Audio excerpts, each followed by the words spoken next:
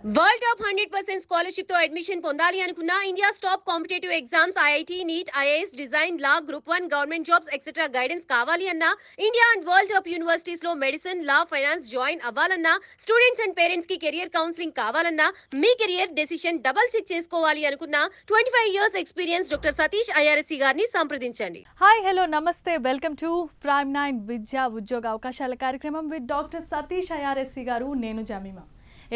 ఎప్పట్లాగానే మిమ్మల్ని మరిన్ని కార్యక్రమాలతో ఉత్సాహపరచడానికి ఉత్తేజపరచడానికి ఈరోజు మంచి టాపిక్తో మీ ముందుకు రావడం జరిగింది. ఈ టాపిక్లో ఈ ఎపిసోడ్లో భాగంగా ఈరోజు మనం తీసుకున్నటువంటి అంశం ఏదైతే ఉందో అది చాలా ఆశ్చర్యాన్ని కలిగిస్తుంది. ఎందుకనంటే కెరియర్కి సంబంధించి డాక్టర్ సతీష్ గారు ఇప్పటి వరకు ఎన్నో రకాలైనటువంటి సలహాలు సూచనలు ఇచ్చారు. చాలా ఎపిసోడ్స్ చేస్తూ మిమ్మల్ని ఎంటర్టైన్ చేస్తూ ఉన్నాం. అయితే ఇందులో తీసుకున్నటువంటి విషయం ఏంటంటే చాలామందికి ఈ జాబ్లు లేదా ఏదన్నా ఒక కంపెనీలో ఒకరి కింద పనిచేయడం అంటే చాలామందికి ఇష్టం ఉండదు. వారు స్వయంగా ఏదన్నా ఒక మంచి బిజినెస్ని పెట్టుకొని వారు ఏదన్నా మంచి అవకాశాల కోసం ఎదురు చూస్తూ ఉంటారు. మంచి ఎంటర్ప్రెన్యూర్స్ అవ్వాలనుకుంటారు, బిజినెస్ మ్యాగ్నెట్స్ అవ్వాలనుకుంటూ ఉంటారు. అలాంటి వారికి డాక్టర్ సతీష్ గారు ఒక మంచి సజెషన్ ఇస్తానంటున్నారు. అదేంటో ఆయన మాటలోనే వినే ప్రయత్నం చేద్దాం. నమస్కారం సతీష్. నమస్తే అండి. సో అంతకుముందు కూడా మనం ఇలాంటి ఈ టాపిక్ మీద ఒకసారి చేసినట్లయితే నాకు గుర్తుంది. మరలా ఇంకొక ఏదో మంచి మాట చెప్పడం కోసం మాత్రమే ఈ బిజినెస్ అనే టాపిక్ని మీరు తీసుకొచ్చారని నాకు అర్థమవుతుంది. సో మీ మాటల్లో వినాలని మేము అంతా అనుకుంటున్నాం సార్. అదేనండి, చాలామంది పిల్లలు మన దగ్గరికి కౌన్సిలింగ్ వచ్చినప్పుడు కూడా ఎక్కువగా ఎంటర్ప్రెన్యూర్స్ అవ్వాలనో స్టార్ట్అప్ చేయాలనో చాలామంది అడుగుతూ ఉంటారండి. బట్ మెజారిటీ ఆఫ్ ది కేసెస్లో ఏంటంటే చదువుని తప్పించుకోవడానికి ఎక్కువ మంది చెప్తారండి. 9th 10th పిల్లలంటే వాళ్ళకి ఏం ఐడియా ఉంటుంది స్టార్ట్అప్ అంటే ఏం తెలుసు అంటే తెలియదు కదా. బట్ చదువుని తప్పించుకోవడానికి వేరే ఈజియెస్ట్ మార్గం కావాలి కాబట్టి అలా చెప్తూ ఉంటారు. కొంతమంది పేరెంట్స్ కూడా బిజినెస్ చేసే వాళ్ళు ఉంటారు కాబట్టి మా పిల్లలు మా బిజినెస్ కంటిన్యూ చేస్తారని చెప్పేసి అంటూ ఉంటారు. సో ఒక రకంగా ఇబ్బంది అవుతున్నప్పుడు ఇంకో రకంగా జస్టిఫై చేసుకోవడానికి ప్రయత్నం చేసే మార్గంలో ఎక్కువ మంది పిల్లలు మాట్లాడే మాట ఎంటర్ప్రెన్యూర్షిప్. బట్ రియల్గా ఎంటర్ప్రెన్యూర్షిప్ ఎలా ఉంటుంది ఏంటంటే ఇప్పుడు మాట్లాడదాం మనం. సో పిల్లలు మాట్లాడేది పెద్ద సీరియస్గా తీసుకోవాల్సిన అవసరం లేదు. అలా తీసుకుంటే ఇబ్బంది పడతారు కూడా పేరెంట్స్. దాన్ని ఎంకరేజ్ చేయకూడదు. బట్ రియల్గా స్టార్ట్అప్ అంటే ఏంటనేది మనకు తెలిస్తే, అసలు ఎలాంటి స్కిల్స్ ఉండాలి ఏంటని తెలిస్తే ఒక అవగాహన మీకు వస్తుంది కాబట్టి so that you can guide dum properly. Entrepreneurship అనేది అంటే దేర్ ఆర్ 3 కేటగిరీస్లో ఉంటాయండి. ఒకటి నాన్ టెక్ రిలేటెడ్, అంటే టెక్నాలజీ రిలేటెడ్ కాకుండా ఉన్నవి. అంటే మీరు ఏదో రియల్ ఎస్టేట్ చేశారు, లేకపోతే 4 బిల్డింగ్లు కట్టారు, లేకపోతే ఇంకోటి ఏదో చేశారు, లేకపోతే ఏదో ట్రేడింగ్ చేశారు, ఏదో ఒక చోట కొన్నారు ఇంకో చోట అమ్మారు, లేకపోతే ఏదో ధాన్యం వ్యాపారం చేశారు, లేకపోతే ఏదో రైస్ మిల్ వ్యాపారం చేశారు, లేకపోతే ఏదో కిళ్ళి కొట్టు పెట్టారు, లేకపోతే ఏదో కిరాణా కొట్టు పెట్టారు, లేకపోతే 10 మంది లేబర్ని తీసుకుని ఏదో మ్యాన్ పవర్ సప్లై చేశారు. ఇవన్నీ those are called non tech related అండి. అంటే జస్ట్ లైక్ మీకు మనీతో పెట్టుబడితో చేసేస్తారు, అంటే డబ్బుతో చేస్తారండి. అది నాన్ టెక్ రిలేటెడ్ అంటే. అట్లాగే టెక్నాలజీ రిలేటెడ్ కాంబినేషన్స్ ఉన్నటువంటి బిజినెస్లు కొన్ని ఉంటాయండి. అంటే టెక్నాలజీ కాంబినేషన్స్ అంటే ఇప్పుడు ఎంతో కొంత మీకు టెక్ రిలేటెడ్ మనకి కనెక్ట్ అయి ఉండాలి. ఒక ఇంజనీరింగ్ కన్సల్టెన్సీ కానివ్వండి, లేకపోతే ఒక ఇంజనీరింగ్కి సంబంధించినటువంటి ఒక ప్రొడక్షన్ యూనిట్ కానీ, లేకపోతే ఏదో ఒక ఇంజనీరింగ్ కానీ సైన్స్కి సంబంధించి కానీ టెక్నాలజీకి సంబంధించినటువంటి కాంబినేషన్లో ఉన్నటువంటి బిజినెస్లు ఏవైతే ఉంటాయో దోస్ ఆర్ కాల్డ్ టెక్ బిజినెస్లు అంటారు. అట్లా టెక్. ఇప్పుడు కొత్తగా ఉన్నటువంటి పదం ఏంటంటే, కొత్తగా వస్తున్నటువంటి బిజినెస్లు ఏంటంటే డీప్ టెక్ స్టార్టప్స్ అంటారు. డీప్ టెక్ అంటే ఇంకొంచెం లోపలికి వెళ్ళి కంప్లీట్గా ఇంకా ఏఎంఎల్ లాంటి టెక్నాలజీ మీకు వస్తుంది కాబట్టి అంటే డీప్ టెక్నాలజికల్గా ఉన్నటువంటి విధానం ఏదైతే ఉంటుందో సో ఇట్లాంటివన్నీ ఆ టెక్ అంటే ఇప్పుడు మనం చూస్తున్నటువంటి స్టార్టప్స్ ఏవైతే మార్కెట్లో మనం చూస్తున్నామో గత 1.5 years నుంచి ఇవన్నీ కూడా డీప్ టెక్ స్టార్టప్స్ అంటారండి వీటిని. ఇప్పుడు మీరు ఎలాంటిది తీసుకున్నప్పటికీ కూడా ఇది లాస్ట్ 2 years నుంచి కూడా ఇది ట్రెండింగ్లో ఉంది, ఎక్కువగా ఉన్నాయి. ఇది 3 రకాలు స్టార్టప్స్ అండి. ఫస్ట్ రకం ఉన్నటువంటిది ఇందులో మళ్ళీ 2 రకాలు స్టార్టప్స్. ఎంటర్ప్రెన్యూర్స్ డబ్బుతో చేసి ఉంటాయి, తెలుగుతో చేసి బ్రెయిన్తో చేసి ఉంటాయి. ఫస్ట్ రకమేమో డబ్బుతో చేశారు పూర్వకాలం జనాలు. నేను చెప్పిన first category non tech related చెప్పుకున్నాం కదండి, అది నడిచింది. రెండోది డబ్బు ఉంటుంది, తెలుగు ఉంటుంది, టెక్నాలజికల్ కాంబినేషన్. మూడోది అలా కాదు, ప్యూర్ బ్రెయినే, డబ్బుతో పని లేదు దీనికి. డబ్బు ఎవడో వస్తాడు పెడతాడు, పెద్ద ఇష్యూ కాదు. ఇప్పుడు ప్రజెంట్ వరల్డ్ అంతా డీప్ టెక్లో ఉన్న స్టార్టప్స్ అన్ని. ఈ స్టార్టప్స్ జనరల్గా ఉన్నటువంటి నెంబర్స్ని కానీ ఇండియన్ మనకి మినిస్ట్రీ ఆఫ్ కామర్స్లో కానీ దేంట్లో కానీ మీరు తీసుకున్నా, లేకపోతే వేరే అదర్ వెబ్సైట్స్లో గవర్నమెంట్ అఫీషియల్ వెబ్ డేటా తీసుకున్నప్పటికీ కూడా ఇండియాలో ఉన్నటువంటి స్టార్టప్స్ యొక్క సక్సెస్ రేటు ఓన్లీ 2% ఉంది. మీకు సక్సెస్ రేట్ ఇది చాలామంది తెలియదు, పిల్లలకు దయచేసి అర్థమయ్యేలా చెప్పండి వాళ్ళకి. సో సక్సెస్ రేట్ చాలా తక్కువ ఉంటుంది స్టార్టప్లో. బిజినెస్లో రిస్క్ ఎక్కువ ఉంటుందండి. ఇప్పుడు చదవడం అంతా ఈజీ కాదు కదా, చాలా రిస్క్ ఉంటుంది. పైనుంచి కౌరులు చెప్పడానికి ఏముంది, ప్రతి ఒక్కటి టీ తాగుతూ లేకపోతే బయట కూర్చొని చెట్టు కింద కూర్చొని ఎన్నికలతో మాట్లాడుకోవచ్చు, కానీ బట్ సక్సెస్ రేట్ తక్కువ ఉంటుందండి జనరల్గానే, రిస్కే. సో ఇది డబ్బుతో పెట్టుబడి చేసి వ్యాపారం చేసేది ఒక బిజినెస్, తెలుగుతో చేసేది వ్యాపారం ఒక రకమైన బిజినెస్ అండి. డబ్బుతో చేసే బిజినెస్ల యొక్క శాతం తగ్గిపోతుంది. పూర్వకాలంలో ఫ్యామిలీ బిజినెస్లు నడిచినాయి అంత వేరు. మధ్యలో ఉన్న మ్యానుఫ్యాక్చరింగ్ అండ్ ప్రొడక్షన్ యూనిట్కి సంబంధించినటువంటి ఫార్మా ఇండస్ట్రీ లేదా ఇంకో ఇండస్ట్రీ టెక్ రిలేటెడ్ ఏవైతే ఉన్నాయో ఇవి కూడా చాలా వరకు తగ్గి అది కూడా నెమ్మదిగా డీప్ టెక్ కింద కన్వర్ట్ అయిపోతున్నాయి. కొత్త టెక్నాలజీస్ వస్తున్నాయి కాబట్టి మేబీ ఫ్యూచర్లో non tech and deep tech ఉంటాయి తప్ప ఇంకా టెక్ ఇండస్ట్రీస్ ఉండకపోవచ్చు. అవి కన్వర్ట్ అయిపోతాయి. అంటే ఇటన్ వచ్చేస్తుంది, ఇటన్ వెళ్ళిపోతుంది.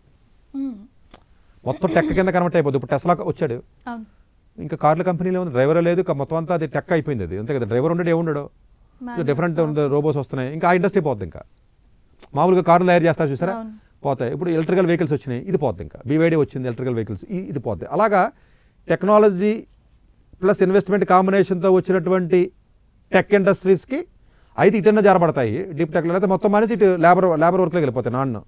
రియల్ ఎస్టేట్ ఇదంతా ఉంటుంది చూసారా, ఇదంతా 4-5 చైన్లు వేసుకుని తల చొక్కా ఎలఫెంట్ వేసుకుని పొట్టలేసి తిరుగుతారు చూసారా, ఇది బిజినెస్ బ్యాచ్. ఇది ఫస్ట్ కేటగిరీ ఉంటారండి జనరల్గా.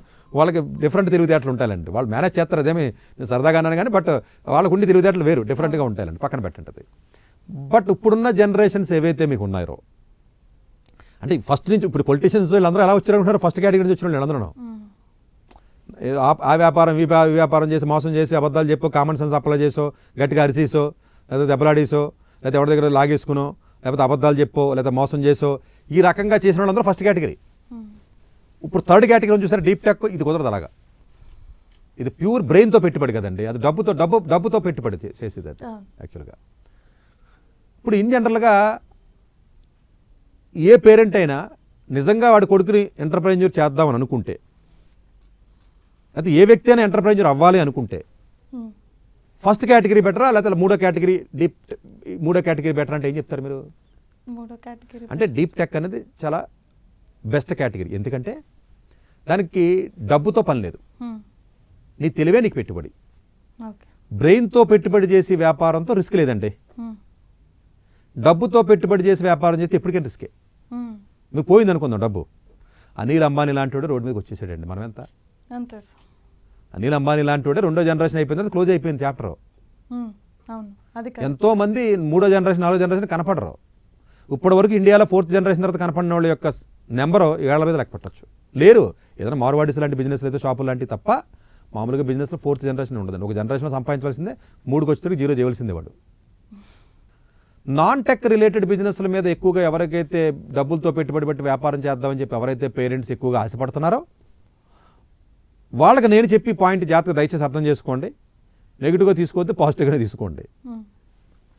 మ్యాక్సిమం ఫస్ట్ జనరేషన్ అటువంటి ఎవరైతే ఉంటారో వాళ్ళందరూ కూడా చాలా హార్డ్గా పెరిగిన వాళ్ళు అన్నాళ్ళు, మాలాంటి వాళ్ళు అందరూ. అంటే వాడు రోడ్డు మీదనే ఉంటాడు, డ్రైనేజ్లో బతుకుతాడు, లేకపోతేనేమో పాప ఆడికి ఏమి బస్సు మీద వెళ్తాడు, నడిచేనే వెళ్తాడు, ఆడికి ఫ్లైట్లు ఎక్కలేదు, స్టార్ హోటల్స్ ఎక్కలేదు, ఏదైనా చేయగలడు. అవసరమైతే ఎవరి దగ్గర 4-5 గంటలు చేతులు కట్టుకుని నుంచుంటాడు 1000 కోట్లు ఉన్నా. వాడికి నుంచోవడం, చేతులు కట్టుకుని నుంచోవడం చిన్నప్పుడు అలవాటు అయిపోయింది వాడికి. వాడు వ్యాపారం అలాగే పైకి వచ్చాడు కదా, తప్పేం లేదండి, అది తప్పని నేను చెప్పట్లా. అంటే పేషెన్సీని ఇండైరెక్ట్గా మీకు అర్థం అవ్వాలి కాబట్టి ఆ భాషలో చెప్పాను అంతే. భాష కొంచెం హార్డ్గా ఉన్నా ఆ స్కిల్ని చెప్పడానికి ట్రై చేస్తున్నాను నేను.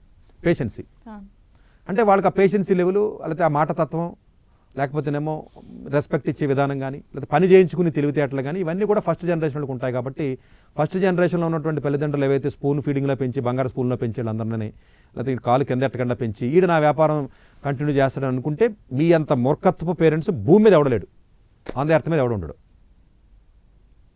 ఇంపాసిబుల్ టాస్క్ అది,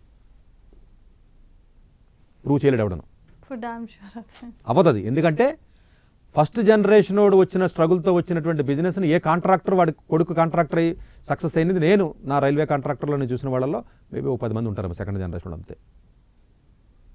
థర్డ్ జనరేషన్ అలాగే జీరో అయిపోతుంది, వేరే విషయం పక్కన పెట్టండి. ఇంకా సో అందువల్ల ఏంటంటేనంటే నేను ఇలా ఉన్నాను కాబట్టి, ఇలా కష్టపడ్డాను కాబట్టి నా కొడుకు కూడా ఈ వ్యాపారాన్ని చేస్తాడో అనుకోవడం it self A wrong idea అండి. ఇది రాంగ్ ఐడియాలజీ. ఒకటి, డబ్బుతో పెట్టుబడి చేసే వ్యాపారాన్ని కొడుకు ఇవ్వద్దు, జీరో అయిపోతుంది.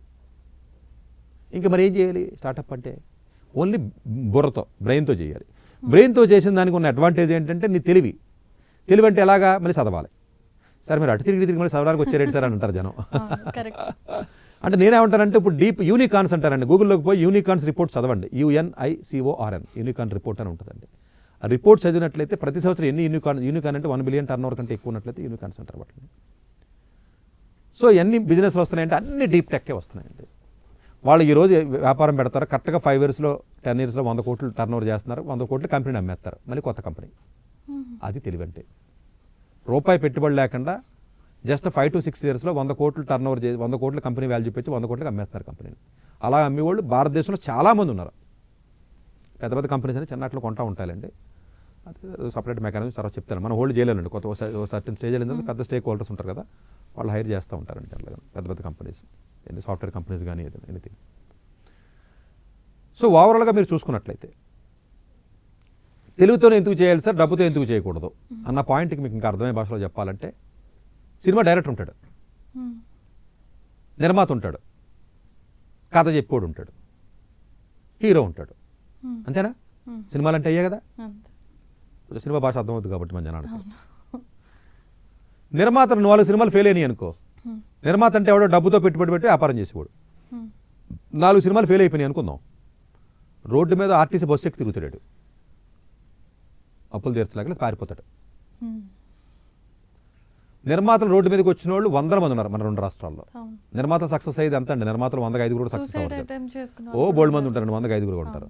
సో ఎందుకంటే ఆడు పెట్టుబడి డబ్బుతో పెట్టుబడి చేస్తున్నాడు కాబట్టి ఆబ్వియస్గానే ఒక 2-3 సినిమాలు పోయినారు, దేనికి పనికిరాడు. డబ్బుతో వ్యాపారం అంత డేంజరస్. సరే మరి నిర్మాతలను మీరు ప్రమోట్ చేయాలని అనద్దు, కానీ నిర్మాతలను ఎప్పుడు ప్రమోట్ చేయం మనం. నిర్మాతలు ఎప్పుడు డేంజరస్సే. డైరెక్టర్ ఆడికి అసలు ఎన్ని సినిమాలు పోనాయి, మన పూరి జగన్నాథ్కి ఎన్ని సినిమాలు పోయినా ఇంకో సినిమా తీసి మళ్ళీ బతుకుతాడు, ఆడు భోజనం ఆడు తింటాడండి. డైరెక్టర్ అడుక్కోవడం మీరు కనపడ్డా. అలాంటి ఇప్పుడు ఏదో కష్టపడి ఒక ఎగ్జాంపుల్ తీసి కామెంట్ చేస్తే చేశారు కానీ మీరు, బట్ జనరల్గా 99% నాకున్న నాలెడ్జ్లో ఇన్ జనరల్గా డైరెక్టర్ వాడు తెలుగుతో పెట్టుబడి చేస్తాడంటే. ఇప్పుడు దాసనారాయణ దగ్గర నుంచి, రాఘవేంద్ర దగ్గర నుంచి, రాజమౌళి దగ్గర నుంచి వీళ్ళందరూ డైరెక్టర్లే కదండి, వీళ్ళందరూ ఉన్నారు కదండి.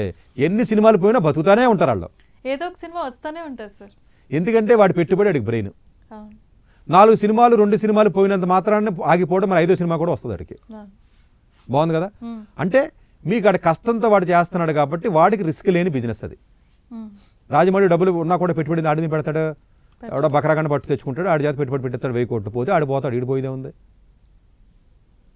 ఎందుకంటే వీడు తెలుగుతో పెట్టి వ్యాపారం చేస్తున్నాడు వీడు, అంతే కదా. సో డైరెక్టర్ ఎప్పుడు కింగే, డైరెక్టర్లు ఎప్పుడు రోడ్డు మీద పడరు. 3వ కేటగిరీ కథలు చెప్పేవాడు. ఈ కథలు చెప్పి బ్యాచ్ ఉంటుంది.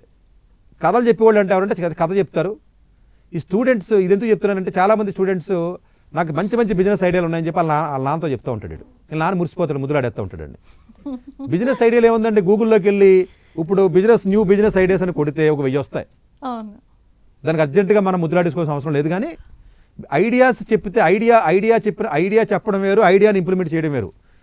దిల్ రాజు దగ్గరికి వెళ్ళి సినిమా కథ చెప్పావు అనుకోను, ఫర్ ఎగ్జాంపుల్ డైరెక్షన్ ఇవ్వమంటే అవతల పొమ్మంటాడు. కథ చెప్పావా, ఓ ₹1,00,000 తీసుకుని పొమ్మంటాడండి కథ కొనుక్కుని. పరుచూరు బ్రదర్స్ ఎప్పుడు కథలు రాస్తారు అంతే, డైరెక్షన్ చేసే ఎబిలిటీ ఉండదు అడిగి. బట్ కథలు రాసి కూడా ఉద్యోగస్తులు అంటాడు, ఏదో బతుకుతూ ఉంటాడు పాపమాడు, అడిగే ఇబ్బంది ఉండదు పాపం, ఆడు తెలివే క్రియేటివిటీ. బట్ ఎంతవరకు ఒక సర్టన్ లెవెల్ వరకు, అంతే కదండి. కథలు రాసి కోటేశ్వర్లు అవ్వలేరు కదా ఎవడన్నా. సో ఐడియా వచ్చిన ప్రతి ఓడికి బిజినెస్ చేసేయడం అనుకుంటున్నాడు. అది ఐడియా ఏముందంటే, మీరు కూర్చుంటే 10 మంది, మీరు కిందకి వెళ్ళి టీ తాగుతా ఆ టీ షాప్ 4 బిజినెస్ ఐడియాలు చెప్పారంటే టప్ప 5 నిమిషాల్లో చెప్పేస్తాడు. దాన్ని మురిసిపోతే ఎలా? మీరు బిజినెస్ ఐడియా చెప్పడం గొప్ప కాదు, బిజినెస్ని ఇంప్లిమెంట్ చేసి దమ్ము ఉండాలి. కథ చెప్పడం గొప్ప కాదు, కథను స్క్రీన్ మీద తెరకెక్కించి కెపాసిటీ ఉండాలి. అది డైరెక్టర్ వల్లే అవుతుంది, అంతే కదండి. ఇంకా హీరో ఎప్పుడు సేఫే, డబ్బులు వేరే రకంగా తగలేసుకోవాలి తప్ప సినిమా పరంగా ఎప్పుడు హీరోకి డబ్బులు వస్తాయి కదండి, అంతే కదా. ఇప్పుడు అంతే కదండి. ఇప్పుడు బన్నీ ఉన్నాడు, సినిమాలు చేసుకుంటూ ఉంటాడు, నిర్మాత ఫాదర్ అంటే నిర్మాత అయ్యాడు, సక్సెస్ఫుల్గా ముందుకు వచ్చాడు. వేరే విషయం, నిర్మాతలుగా సక్సెస్ అయిన వాళ్ళు అతి తక్కువ మందిలో రామానాయుడు గారు, లేదా అల్లు అరవింద్ గారు, దిల్ రాజు, 4 పేర్లు తప్ప ఎవడున్నాడండి అసలు తెలుగు ఇండస్ట్రీలో. రోడ్ల మీద 100 మంది రోడ్డు మీదకి వచ్చేసారు, ఆస్తులు అమ్ముకుని రోడ్ల మీదకి వచ్చి సూసైడ్ చేసుకున్నాడు కదండి అందరూ, సినిమాలు తీసుకున్నాడు అందరూ. వెనకాక మనిషి కూడా ప్రభాకర్ ఏదో టీవీలో చేస్తూ ఉంటాడు, ఆయన సినిమాలు వద్దరు అంటే తీసాడు, పోయింది సినిమా. ఇంకొకటి ఎవడో వచ్చి ఆడు కొడుకుని పెట్టి ఆడి సినిమాలు తీసాడు, ఆడిపోయి. నిర్మాత కింద ఉన్న ప్రతి ఓడు రోడ్డు ఎక్కేస్తాడు, సినిమాలు తీసిన అందరూ. డైరెక్టర్ కింద ఉన్న వాళ్ళు అయితే అది వేరే విషయం. సో వీళ్ళు ఏంటంటేనంటే జనరల్గా ఐడియాస్ ఎవరైతే పిల్లలు చెప్తారో దాన్ని తెలియక ఒక రకంగా బిజినెస్లో అనుకుంటారో తప్పండి. ఐడియా ఏముందండి, ఐడియా ఎన్నికొలుతాను చెప్తారు, ఇవాళ చెప్తారు, రేపు చెప్తారు, ఎల్లుండి చెప్తారు. సో దాన్ని మురిసిపోయి బిజినెస్లు చేసేస్తాడు, మా అబ్బాయి సాధించేస్తాడు, సంపాదించేస్తాడు, తెలివైనడు, అవన్నీ రకరకాలుగా అనుకుంటారంటే తప్పండి అది. ఎందుకంటేనంటే డైరెక్టర్లు కావాలి మనకి. నిర్మాతలు అవసరం లేదు. నీ దగ్గర డబ్బుండి పోనీ చేస్తాను, డబ్బుతోనే చేస్తాను సార్ అని డబ్బు పొగడతా అన్నావు అనుకుందాం పోనీ. ఎందుకంటే డబ్బు ఉన్నప్పుడు ఆబ్వియస్గా పొగరు ఉంటుంది, తప్పులేదు కూడా. డబ్బు తప్పేం కదా, డబ్బు ఉన్నప్పుడు పొగరు ఉంటుంది, ఉండనే. నాకు నాలెడ్జ్ ఉంటే నాకు పొగరు ఉంది కదా, అలాగే ఆడికి పొగరు ఉంటుంది, తప్పేం లేదు. కానీ ఆ డబ్బు పొగరుతో ఎప్పుడైతే మీరు బిజినెస్ చేయడానికి చేశారో, ఒక్కసారి 2 సార్లు ఫెయిల్ అయిన తర్వాత ఒక ఫెయిల్యూర్ క్యాండిడేట్ కింద వాడిని ఎవడ దగ్గర రానివాడు, ఇంకెవడో డబ్బులు పెట్టాడు పెట్టుబడి. ఫెయిల్యూర్ క్యాండిడేట్ డబ్బు పెట్టరు. ప్రాబ్లం ఎక్కడ అవుద్దంటేనంటే, జనరల్గా ఏదన్నా మీ దగ్గర డబ్బులు ఉందండి 10 కోట్లు, 2 వ్యాపారాలు చేశారు, ఫెయిల్ అయిపోయారు. ఇంకొకటి ఎవడన్నా మీకు పెట్టుబడి పెడతాడా? పెట్టడు. భయపడతారు, పెట్టరు. అప్పు కూడా ఇవ్వరు సార్, ఎందుకంటే మీరు ఫెయిల్యూర్ పర్సన్. డబ్బు ఎంత ఉంటుంది? అయిపోద్ది కదా, మీరే చెప్పండి, అయిపోద్ది కదా. సో అందువల్ల ఏంటంటేనంటే, తెలివితో వ్యాపారం చేయాలి అంటే చదవాలి. ఇప్పుడే ఎందుకు ఒకప్పుడు చదవకుండా కూడా బిజినెస్లు చేశారు కదా సార్, చాలామంది నేనే చేస్తాను కదా మీరు అనొచ్చు. కానీ ఇప్పుడు రోజులు అవి కాదు, అన్ని డీప్ టెక్లోకి వెళ్తున్నాం మనం. స్టార్టప్ కల్చర్స్ వేరున్నాయి. దానికి ఐడియాతో బిజినెస్ చేయడం కాదు, దాన్ని ఇంప్లిమెంట్ చేసేంత కెపబిలిటీ ఉండాలి. ఐడియా వేరు, ఇంప్లిమెంటేషన్ చేయడం వేరు. Coming to the Angel investors, దాంట్లో డబ్బు ఎవడు పెట్టుబడి పెడతారు సరే, తెలివి ఉంది కదా అని. ఇన్వెస్ట్మెంట్ పెట్టి ప్రతి పర్సను, ప్రతి ఇన్వెస్టర్ కూడా కబుర్లు చెప్తే ఇన్వెస్ట్మెంట్ పెట్టరు. అందుగురించి స్టార్టప్ కల్చర్ అనేది ఎక్కువగా మీకు బర్క్లీ కానీ, లాస్ ఏంజల్స్ కానీ, స్టాన్ఫర్డ్ కానీ, లేకపోతే ఐఐటి ఢిల్లీ కానీ, ఈవెన్ ఐఐటి ముంబై కానీ, ఐఐటి మద్రాస్ కానీ, లేకపోతే ప్రీమియర్ కాలేజీల నుంచి ఎక్కువ మంది ఎందుకు స్టార్టప్లు చేస్తారంటే డీప్ టెక్ స్టార్టప్లు అమ్మా, మళ్ళీ బిజినెస్లో వేరే వాళ్ళు చేయడం గురించి కాదు. ఎందుకు చేస్తారంటేనంటే, ఆ ఇన్వెస్టర్ దగ్గరికి వెళ్ళినప్పుడు ఇన్వెస్టర్ అడుగుతాడు, నీకేంటి, నీకున్న ఐడియాస్ ఏంటి, నీకున్న ఎక్స్పీరియన్స్ ఏంటి అని అడుగుతాడండి.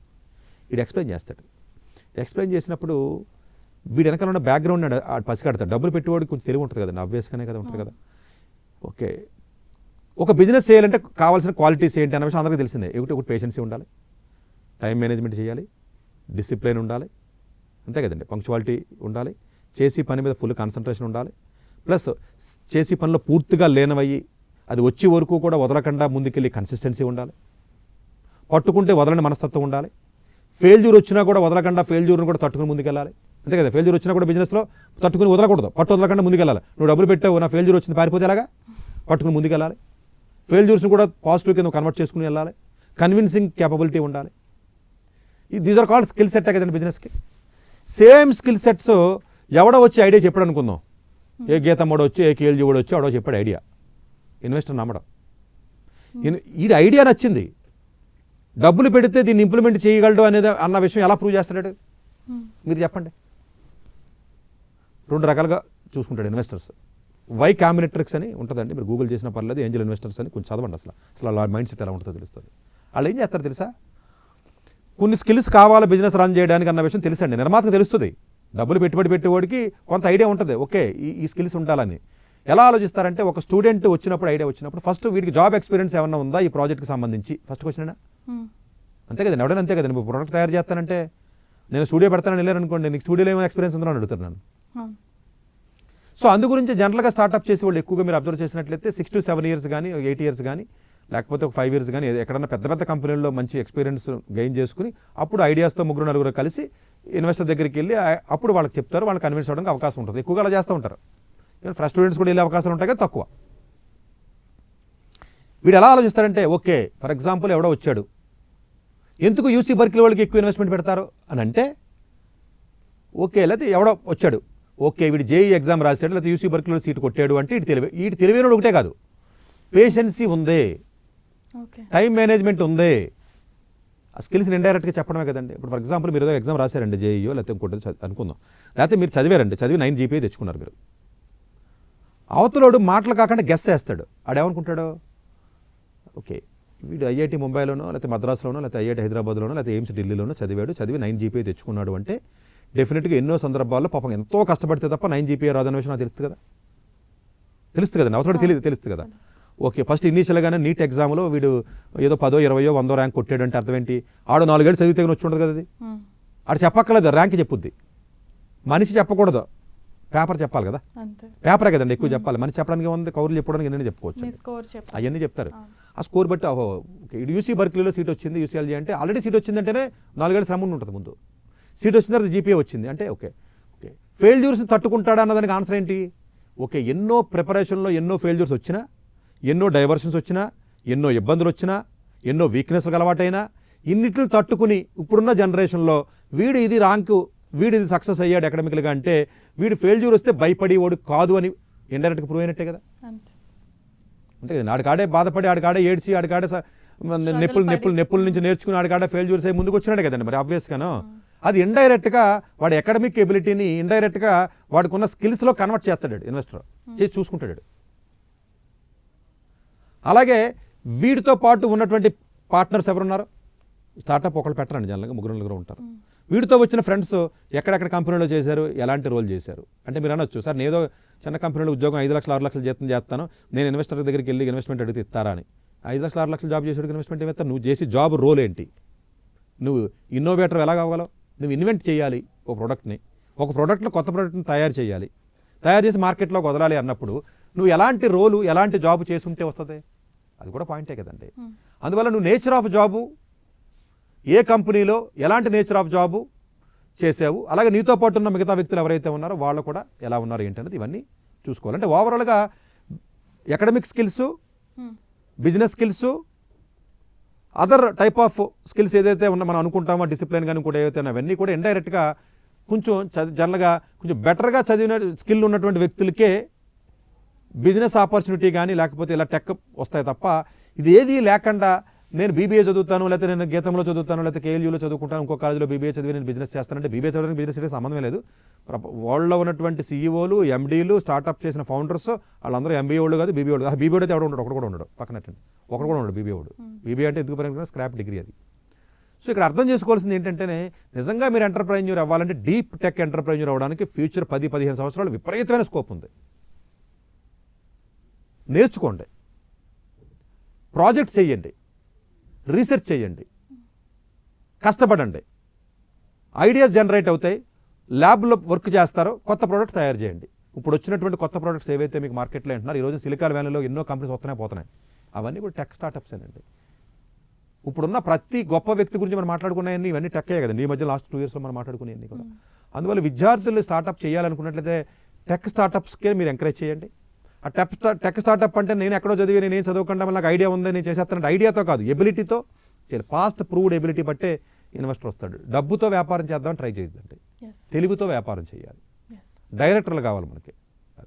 సో ఏదో ఒక చదివి స్కిల్ ఏమి లేకుండా ఎక్కడ రోడ్డు పక్కన చదివి నాకు తెలివి ఉంది కదా నాకు నేను పెట్టుబడి పెట్టి వ్యాపారం చేస్తాను అనుకున్న విధానం ఏదైతే ఉంటుందో ఇది ఇంకా ఇదివరకు ఉంటుందండి ఇప్పుడు మొత్తం పోయింది ఇంకా పోతుంది. ఇప్పుడు చూడండి ఇప్పుడు స్టార్టప్స్ పెట్టిన ప్రతి కూడా ఇండియాలో బెంగళూరులో నాకు తెలుసు ముంబైలో తెలుసు నాకు ఢిల్లీలో చాలామంది చేస్తున్నారు ఈవెన్ హైదరాబాద్లో వీళ్ళందరూ చాలా ప్రీమియర్ కంపెనీస్లో ప్రీమియర్ కాలేజెస్లో చదివి మంచి ఎక్స్పీరియన్స్ గెయిన్ చేసి ఒక 3-4 కలిపి స్టార్టప్ వేరే పెట్టిన దాంట్లో కలిసి శాలరీ లేకుండా స్టార్టప్స్ ఎలా ఉంటుందో తెలుసంటే ఒక స్టార్టప్ ఉంటుంది ఆల్రెడీ మీరు బాగా తెలివైన వాళ్ళు మీరు మంచి ఎక్స్పీరియన్స్ ఉంది జాబ్ ఎక్స్పీరియన్స్ మీరు వచ్చిన తర్వాత మీరు ఆల్రెడీ 1 కోటి రూపాయలు జీతం తీసుకుంటారు ఇండియాలో మిమ్మల్ని ఎవడతారు తెలిసేవాళ్ళు మీరు 1 కోటి రూపాయలు జీతం తీసుకుంటున్నావా నెలకి 20 లక్షల జీతం ఇస్తాను 80 లక్షలు 20 ఇస్తాను కానీ ఇందులో షేర్ ఇస్తాను 10 పైసలు అంటాడు మీరు జాయిన్ అవుతారు. మిమ్మల్ని తీసుకోవాలంటే 10 పైసలు వాటా ఇచ్చే ఆడు ఎంత ఆలోచిస్తాడంటే కౌరులు చెప్పి తీసుకుంటారా? ఇది ఇప్పుడు ప్రజెంట్ నడుస్తుంది ఇండియా మొత్తం. ఆల్రెడీ ఎగ్జిస్టింగ్ స్టార్టప్ ఉంటుంది ఎదుగుతూ ఉంటుంది వాడికి తెలివైన మనుషులు కావాలి కదా జీతం ఇవ్వడానికి. నువ్వేంటి నీకు ఎంత కాన్ఫిడెన్స్ ఉంటే 1 కోటి రూపాయల జీతం వదులుకుని 20 లక్షల జీతానికి వస్తావు అంటే నీకు కాన్ఫిడెన్స్ అంటే నువ్వు వదులుకొస్తున్నావు అంటే నీకు కాన్ఫిడెన్స్ ఉన్నట్టు నాకు కావాలి. 5 లక్షల ఉద్యోగం చేసి వస్తానన్నాడు తీసుకుంటాడు అదే మీరు ఒక 5 లక్షల ఉద్యోగం చేస్తున్నారండి జీతానికి ఏదో చిన్న ఉద్యోగం మీరు వస్తానంటే స్టార్టప్లోకి రానివ్వరు మిమ్మల్ని. మీరు నాకేం పనికి వస్తారు అసలు ఏం పనికి వస్తారు క్యారేజ్ మోయడానికి లేకపోతే ఇన్కమ్ ట్యాక్స్ కట్టడానికి తొడడానికి లేకపోతే ప్లేట్లు మోయడానికి తప్ప దేనికి పనికి వస్తారు అనుకుంటాడు. స్టార్టప్ చేయడానికి కావాల్సింది డీప్ అండర్స్టాండింగ్ రోజుకి ఎన్నో గంటల కష్టపడి మనస్తత్వం కావాలి. కాబట్టి ఇప్పుడు మొత్తం స్టార్టప్ కల్చర్ అంతా ఎలా ఉందంటే 5-6 ఏళ్ళు ఉద్యోగం చేయడం డబ్బులు సంపాదించుకోవడం కొంత సేవ్ చేసుకోవడం ఫ్రీగా పోయి ఏదో స్టార్టప్లో చేయడం చేసి అందులో వాటా తీసుకోవడం సింపుల్. వాటా తీసుకోవడం అనుకోండి దాని వాల్యూ 100 కోట్లు అయిందనుకోండి అమ్మితే డబ్బులు వస్తాయి. అంటే అంత కాన్ఫిడెన్స్ లెవెల్ ఉన్న వ్యక్తులకి స్టార్టప్ ఆపర్చునిటీస్ ఇండియాలో వస్తాయి. పెద్ద పెద్ద ఇన్వెస్టర్స్ కూడా బ్యాంకింగ్ ఇన్వెస్టర్స్ ఏంజల్ ఇన్వెస్టర్స్ కూడా డబ్బులు పెడుతున్నారు. సో చదివిన ఫస్ట్ అది ఇవన్నీ జనరల్గా అలాగే కాలేజెస్లో ఇన్వెస్ట్మెంట్ చేయాలి స్టార్టప్ చేయాలంటే కాలేజీలో ఇంక్యుబేషన్ హబ్స్ ఉంటాయండి. ఇప్పుడు ఐఐటి మద్రాసులో ఉంది ఐఐటి ఢిల్లీలో ఉంది ఏంటి ఎంటర్ప్రైన్యూర్ సెల్స్ అని ఉంటాయి ఎంటర్ప్రైన్యూర్ క్లబ్స్ అని ఉంటాయి స్టార్టప్ క్లబ్స్ అని ఉంటాయి. ఇన్వెస్టర్స్ వచ్చి ప్రజెంటేషన్ చేస్తారు ఐడియాస్ని ప్రజెంట్ చేయడం ఉంటుంది ఐడియాస్కి మళ్ళీ డబ్బులు పెట్టి చేయమని చెప్పి ఎంకరేజ్మెంట్ ఉంటుంది. ఇది ఒక మెకానిజం అండి. స్టార్టప్ అనేది ఎకో సిస్టమ్ అనేది ఒక మెకానిజం. ఆ ఎకో సిస్టమ్ ఓన్లీ చాలా చాలా చాలా తక్కువ కాలేజీలోనే అవైలబుల్గా ఉంటాయి ప్రపంచవ్యాప్తంగా.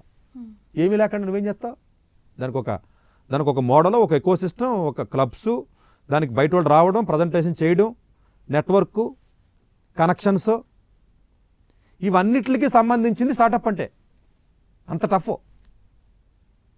జస్ట్ ఇంట్లో కూర్చుని సోఫాలో కూర్చుని నేను అది చేస్తాను ఇది చేస్తానని చెప్పి చాలామంది పిల్లలంటే ఇమీడియట్గా మీరు కట్ చేయండి దయచేసి తల్లిదండ్రులు. లేకపోతే మీ దగ్గర ఉన్న ఆస్తి మీరు ఎంత కష్టపడి ఇచ్చి చెమటోడిచ్చిన ఆస్తిని వీడికి చదువు సరిగా రాక ఏదో వ్యాపారం చేస్తానని దిగి ఎవడన్నా మోసం చేసేయడం, లేకపోతే ఎవడన్నా ఈడు మోసం చేసేయడమో చేసేసి ఈ రియల్ ఎస్టేట్లోనూ లేకపోతే బిల్డింగ్లు కట్టేదో పెంచుదాం అనుకున్న విధానం ఏదైతే ఉంటుందో అది జనరల్గా 10లో 2-3 సక్సెస్ అవ్వచ్చు. చాలామంది ఇబ్బంది పడతారు. కాబట్టి మీరు పిల్లలు నిజంగా స్టార్టప్ ఎంటర్ప్రెన్యూర్ అవ్వాలంటే డీప్ టెక్ స్టార్టప్స్కి మాత్రం ఫ్యూచర్ చాలా బాగుంది. అది బాగా తెలివితో చేసే వ్యాపారం కాబట్టి తెలివి ఎక్కడ వస్తే అక్కడ నేర్చుకుని ఆ స్కిల్ని డెవలప్ చేసుకుని ముందుకెళ్ళినట్లయితే డెఫినెట్గా భారతదేశం ముందుకెళ్తుంది. కావాలి ఈ స్టార్టప్ కల్చర్ రావాలి, ఎంటర్ప్రెన్యూర్స్ రావాలి, ఎంప్లాయ్మెంట్ క్రియేట్ చేయాలి, కొత్త ప్రొడక్ట్స్ తయారు చేయాలి. మనం వేరే దేశాల మీద డిపెండ్ అవ్వకూడదు. ఇది చదువుతో మాత్రమే సాధ్యం అవుతుంది, స్కిల్తో మాత్రమే సాధ్యం అవుతుంది. కాబట్టి ఆ రకంగా మీరు అడుగులు వేయాలని చెప్పేసి నా ఉద్దేశం. ఎస్. సో చాలా మంచి విషయాలు చెప్పారు. అంటే దేనికైనా చదువుతో కనెక్ట్ చేసి చెప్పడం అనేది అది మీకు మాత్రమే సాధ్యం సార్. సో ఇంత మంచి ఎపిసోడ్ని ముందుకు నడిపించినందుకు మీకు ప్రత్యేకమైన ధన్యవాదాలు తెలియజేస్తున్నాం. సో చూసారు కదండి, ఎంటర్ప్రీనియర్స్ కావాలి లేదా స్టార్టప్స్ పెట్టాలి, కొత్త మంచి బిజినెస్ ఆలోచనలు మీకున్నా అవి ఇంప్లిమెంట్ చేయడం చాలా కష్టం. డాక్టర్ సతీష్ గారు ఇప్పటివరకు చెప్పినటువంటి సలహాలు సూచనల మేర మీరు చక్కగా ప్రణాళికను చేసుకొని ముందుకు సాగాల్సిందిగా కోరుకుంటూ ఉన్నాం. ఇలాంటి ఎపిసోడ్లతో మిమ్మల్ని ఎప్పటికెప్పుడు ప్రైమ్9 ఛానల్ అప్రమత్తం చేస్తూ ఉంటుంది. కనుక చూస్తూనే ఉండండి ప్రైమ్9. డాక్టర్ ఏ సతీష్ గారు ఏపీ తెలంగాణ విద్యార్థులకు సుపరిచితమైన పేరు. సతీష్ గారు 2001 యూపీఎస్సీ పరీక్షల్లో ఉత్తీర్ణులై ఇండియన్ రైల్వే విభాగంలో ఉద్యోగం సాధించారు. సతీష్ గారు చదివిన చదువులు engineering, MTech, MBA, executive MBA, MSc, MBA HR, MA psychology లాంటి పోస్ట్ గ్రాడ్యుయేషన్ డిగ్రీలతో పాటు డాక్టరేట్ కూడా చదవడం జరిగింది. డాక్టర్ సతీష్ గారు నిరంతర విద్యార్థి. అలాగే సతీష్ గారు పలు ప్రతిష్టాత్మక కాంపిటేటివ్ పరీక్షల్లో యూపీఎస్సీ నిర్వహించే సివిల్ సర్వీసెస్ పరీక్షల్లో 159వ ర్యాంక్, అలాగే ఇంజనీరింగ్ సర్వీస్లో 24వ ర్యాంక్, గేట్ ఎగ్జామ్లో 4వ ర్యాంక్, క్యాట్ ఎగ్జామ్లో 99.8%, జీమాట్ ఎగ్జామ్లో 760 స్కోర్, ఇలా పలు కాంపిటేటివ్ ఎగ్జామ్స్లో మొదటి ప్రయత్నంలోనే ఎన్నో ర్యాంకులు సాధించారు. ఇన్ని క్వాలిఫికేషన్స్, డిఫరెంట్ కాంపిటేటివ్ పరీక్షల్లో ర్యాంకులు సాధించిన వ్యక్తులు మన ఇండియాలో చాలా అరుదని చెప్పాలి. ఇలాంటి అకాడమిక్ల పరంగా, కాంపిటేటివ్ల పరంగా ఇన్ని ర్యాంకులు సాధించడంతో పాటుగా గవర్నమెంట్ ఉద్యోగం చేస్తూ పలు అవార్డులు తీసుకున్నారు. సతీష్ గారికి జనరల్ మేనేజర్ అవార్డు జోనల్ లెవెల్లో, ఆల్ ఇండియా లెవెల్లో నేషనల్ లైఫ్ టైమ్ అచీవ్మెంట్ గుర్తింపులు దక్కాయి. అప్రిసియేషన్ ఆఫ్ ప్రెసిడెంట్ ఇండియా నుంచి గానీ lifetime Sevashri award from Andhra Pradesh మంత్రుల నుంచి అందుకున్నారు. వీటితో పాటు పలు రకాల అవార్డులు అందుకున్నారు. ఎన్నో ప్రతిష్టాత్మక ఆర్గనైజర్స్ సంస్థలో పర్మనెంట్ మెంబర్గా ఉన్నారు. కష్టపడి పైకి వచ్చిన వ్యక్తి కావడం వల్ల గత 20 సంవత్సరాల నుంచి ఎంతో మంది చిన్నపిల్లల దగ్గర నుండి 5, 6 తరగతి విద్యార్థుల నుంచి పెద్ద పీజీ, పీహెచ్డీ కాలేజీలకు వెళుతూ విద్యార్థులకి అవగాహన కల్పిస్తూ ఉంటారు. ప్రతి విషయంపైన డాక్టర్ సతీష్ గారు స్పష్టమైన అవగాహన కలిగి ఉన్నారు. డాక్టర్ సతీష్ బలంగా నమ్మే సూత్రం ఏంటంటే అవేర్నెస్ ఈజ్ ఎవ్రీథింగ్.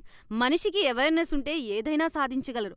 ఒక్క మోటివేషన్తోనే కాదు, ఏది చెయ్యాలి, ఏది చేయకూడదు, ఎలాంటి డెసిషన్ తీసుకోవాలనే విషయాలపై, ముఖ్యమైన విషయాలపై అవగాహన కల్పిస్తూ ఉంటారు. అలాగే గవర్నమెంట్, ప్రైవేట్ జాబ్లే కాకుండా ప్రపంచ దేశాల్లోని జాబ్స్పై కూడా అవగాహన కల్పిస్తూ ఉంటారు. ఉద్యోగాలతో పాటు పెద్ద చదువులైన ఐఐటి వంటి వాటిపై సెషన్స్ నిర్వహిస్తూ ఉంటారు. ఇప్పటి వరకు 3 లక్షల సెమినార్లు ₹1 తీసుకోకుండా ఉచితంగా నిర్వహించారు. ఇందులో భాగంగా మన ప్రైమ్9 ద్వారా విద్యార్థులకి మోటివేషన్ ఇవ్వడానికి మీ ముందుకొస్తున్నారు డాక్టర్ సతీష్ గారు. వరల్డ్ టాప్ 100% స్కాలర్షిప్ తో అడ్మిషన్ పొందాలి అనుకున్నా India top competitive exams IIT, NEET, IAS, design, law, group 1, government jobs etcetera guidance కావాలి అన్నా, India and world top universities లో మెడిసిన్, లా, ఫైనాన్స్ జాయిన్ అవ్వాలన్నా, స్టూడెంట్స్ అండ్ పేరెంట్స్ కి career counselling కావాలన్నా, మీ కెరియర్ డెసిషన్ డబుల్ చెక్ చేసుకోవాలి అనుకున్నా 25 years experience doctor Satish IRSC గారిని సంప్రదించండి.